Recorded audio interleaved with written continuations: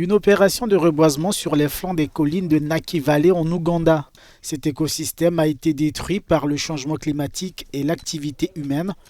Depuis 6 ans cependant, des réfugiés s'investissent dans sa restauration.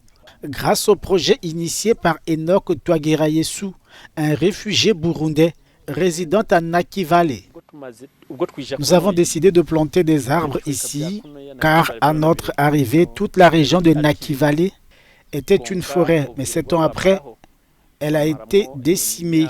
Les arbres que nous avons l'habitude de couper pour cuisiner se sont épuisés, ce qui a contraint les femmes à arracher les racines pour cuisiner.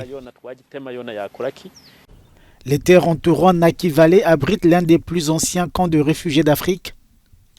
L'exploitation agricole et la nécessité de satisfaire les besoins des réfugiés en bois ont eu un impact considérable sur cette végétation.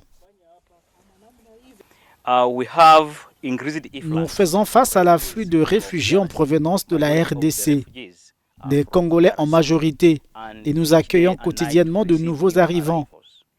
Quand ils arrivent, il y a un besoin de construction qui nécessite des matériaux. Les rares arbres disponibles sont donc coupés.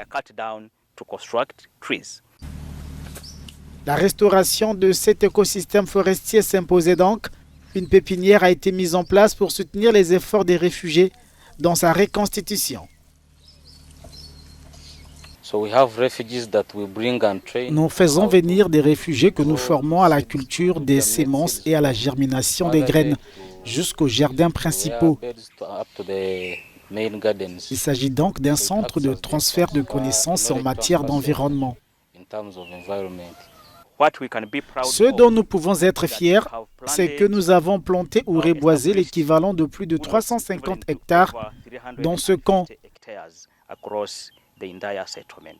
Et nous avons également essayé de protéger les zones tampons qui entourent les zones humides et le lac Nakivale au sein du camp de réfugiés.